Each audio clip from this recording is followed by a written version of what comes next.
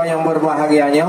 siat nekalan dari kamu grup Siung Samlako yang akan memberi informasi kepada rekan-rekan Mamandung yang katuh kenal yang bertindak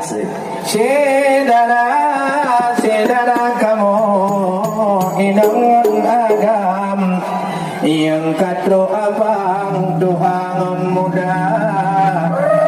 wahana impian sama di lepadat gadang inongan agam bersama-sama Kusirwala rahmat batuhan Jawahala alam yang getanya pemulia Adik ngon aka dan adu ngon curbang yang katruh datang ngon hati gembira Najir yang tengah mano tidih lang kulam na tengah persiapan ban mandum di luar yang namun uronyo tun 2000 krumlah kagetanyo jalankan nyo selamat datang mudi ngon muda warga Aceh berengan aban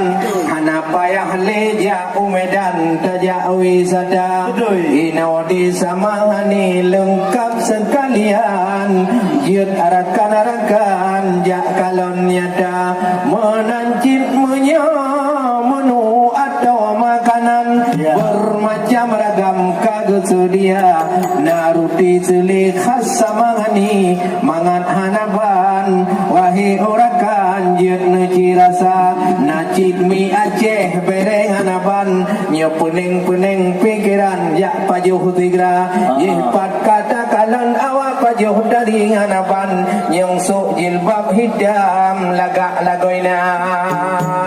memang kamu deh hanapa yang wisata legetanyo wahe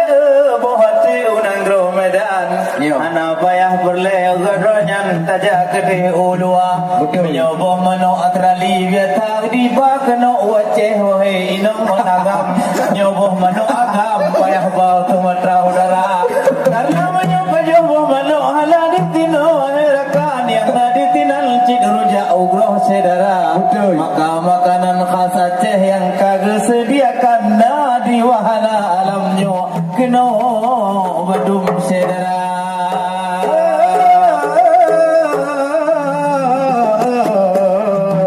bagi orang-orang kaya orang hartawan nyo penting hanaban meno kehirupa